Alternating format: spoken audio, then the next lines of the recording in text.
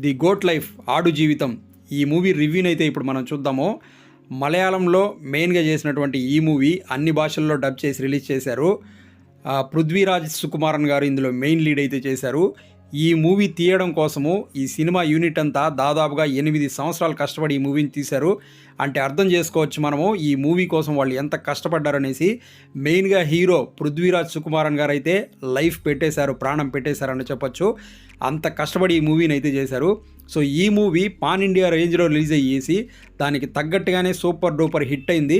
మరి ఇటువంటి మూవీ ఇప్పుడైతే ఓటీటీలో నెట్ఫ్లిక్స్లో అయితే స్ట్రీమ్ అవుతుంది. అన్ని లాంగ్వేజెస్లో అక్కడి నుంచి అయితే మనం మూవీని చూడొచ్చు. సో ఈ మూవీ ఎలా ఉంది, స్టోరీ ఏంటి, మూవీ చూసిన తర్వాత ఏమనిపించింది అయితే నేను మీకు చెప్తాను. సో ఈ సినిమా స్టోరీ వచ్చేసి రియల్ లైఫ్ ఇన్సిడెంట్స్తో ఆధారంగా తీసుకొని చేసిన సినిమా అనమాట. ఇదే గోట్ లైఫ్ అనే పేరుతో ఆల్రెడీ ఒక నవల అనేది విడుదల చేశారు. అది సూపర్ హిట్ అవ్వడంతో ఆ స్టోరీని డైరెక్టర్ గారు తీసుకొని సినిమా తీశారనమాట. సో ఇది రియల్ లైఫ్ ఇన్సిడెంట్స్తో ముడిపడినటువంటి ఒక మూవీ అనమాట. సో ఎవరైతే ఇక్కడి నుంచి బయట దేశాలకు వెళ్ళి డబ్బు సంపాదించాలి అనుకుంటూ ఉంటారో, మెయిన్గా కువైట్, దుబాయ్ ఇట్లా వెళ్తూ ఉంటారో, ఇది ఇండియా నుంచే కాదు చాలా దేశాల నుంచి వెళ్తూ ఉంటారన్నమాట. వాళ్ళు అక్కడికి వెళ్ళిన తర్వాత వాళ్ళ జీవితం ఎలా ఉంటుంది అనేది చూపించినటువంటి ఒక సినిమా అనమాట. సో ఇందులో హీరో క్యారెక్టర్ వచ్చేసి నజీర్ మహమ్మద్.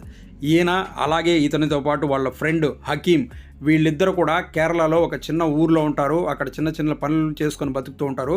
సో చాలామంది వీళ్ళకి మీరు బయట కువైట్కి వెళ్ళారంటే మీకు మంచి డబ్బులు వస్తాయి, మీకు బాగుంటుందని చెప్పడంతో వీళ్ళు వాళ్ళకు ఉన్నటువంటి ఇల్లు అవి అమ్ముకునేసి దుబాయ్కి వెళ్తారు.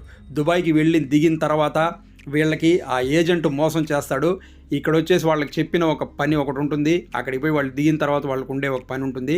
అక్కడికి వచ్చేసి సేటు వీళ్ళిద్దరిని ఒక దగ్గరికి తీసుకెళ్తాడు. వీళ్ళిద్దరిలో ఒక అతన్ని ఒక సైడ్ తీసుకెళ్తాడు, హీరోని ఇంకొక సైడ్ తీసుకెళ్తాడు. అక్కడికి తీసుకెళ్ళిన తర్వాత వీళ్ళ బాధలు అనేటివి స్టార్ట్ అవుతాయి. వాళ్ళు ఉండడానికి ఇల్లు ఉండదు, తాగడానికి నీళ్లు ఉండవు, తినడానికి తిండి ఉండదు. అలాగే వీళ్ళని తీసుకెళ్ళేసి ఎడారిలో వేసేస్తారు. అక్కడ ఎట్టు చూసిన మనుషులు అనే వాళ్ళే ఉండరు. అక్కడ వీళ్ళు వచ్చేసి ఆ గొర్రెల్ని, మేకల్ని, వాటిని పెంచడమే వీళ్ళ పని అనమాట. సో అటువంటి దగ్గర తీసుకొని పోయి వీళ్ళని వేసేస్తారు. కానీ వీళ్ళు అక్కడికి అనుకొని వెళ్ళేది ఒక విధంగా అనుకొని వెళ్తారు. సో అటువంటి పరిస్థితుల్లో వీళ్ళు అక్కడికి వెళ్ళిపోయిన తర్వాత వాళ్ళ జీవితం ఏమైంది, వాళ్ళు మళ్ళీ అక్కడి నుంచి తిరిగి రాగలిగారా, వాళ్ళు తప్పించుకోవడానికి ఎన్ని ప్రయత్నాలు చేశారు, అవి ఏమవుతాయి అన్నది మనం మూవీలో చూడాలన్నమాట. సో ఇది బేసిక్గా స్టోరీ అయితే. సో ఈ స్టోరీని డైరెక్టర్ గారు మనకు చూపించిన విధానానికైతే ఆయనకి మనం హ్యాట్స్ ఆఫ్ చెప్పాలి. ఎందుకంటే ఈ స్టోరీలో మనకు హీరో అనే అతనే కనిపించడు, స్టోరీ మాత్రమే కనిపించింది. అదేవిధంగా ఈ పృథ్వీరాజ్ గారు కూడా అక్కడ మనకు ఆ క్యారెక్టర్నే చూపిస్తారు తప్ప ఆయన అయితే కనిపించరు. సో బేసిక్ స్టార్టింగ్ నుంచే మనకు మూవీ అనేది స్టోరీలోకి వెళ్ళిపోతుంది. మూవీ రన్ టైం వచ్చేసి 2 hours 50 minutes అయితే ఉంటుంది. కానీ మనకు ఆ మూవీ చూస్తున్నంతసేపు ఆ క్యారెక్టర్ ఏదైతే ఉందో, ఆ నజీర్ మహమ్మద్ క్యారెక్టర్ అయితే ఏదైతే ఉందో దాంతో మనం ట్రావెల్ చేస్తూ వెళ్ళిపోతాం అనమాట. సో మూవీ స్టార్టింగ్లోనే వాళ్ళని తీసుకొని పోయి ఎడారిలో పడేస్తారు. సో అక్కడి నుంచే మూవీ మనకు ఒక టోన్కి తీసుకెళ్ళిపోతుంది అనమాట. సో ఈ విధంగా ఈ స్టోరీ ఉండబోతుంది అనేసి మనకు అక్కడి నుంచే చూపించేస్తారు డైరెక్టరు.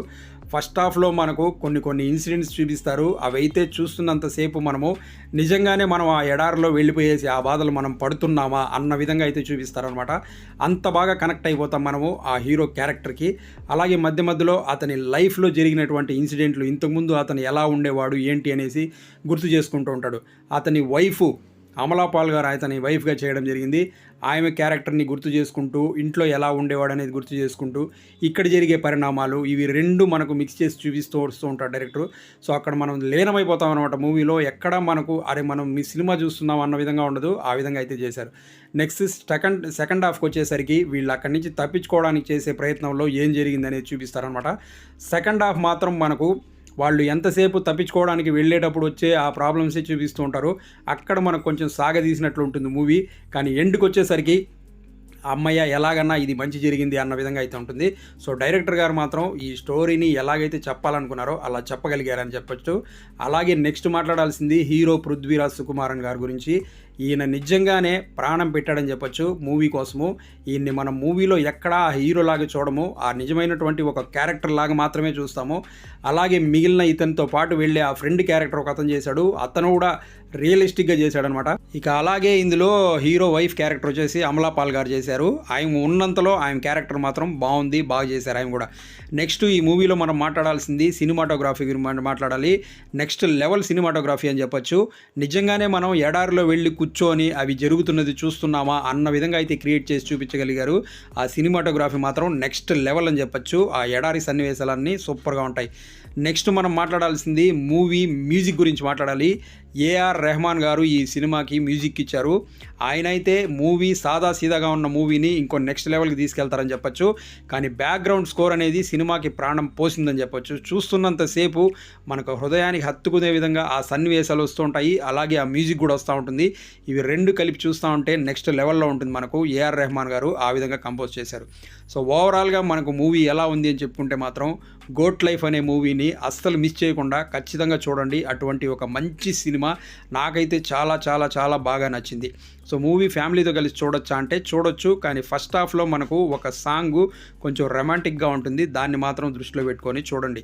సో అది friends Goat Life movie review. చూశారు కదా, మీకు కనుక నచ్చినట్లయితే లైక్ చేసి ఛానల్ సబ్స్క్రైబ్ చేసుకోండి. మరో మంచి వీడియోతో మీ ముందు మళ్ళీ వస్తాను. Thanks for watching this video. Thank you very much.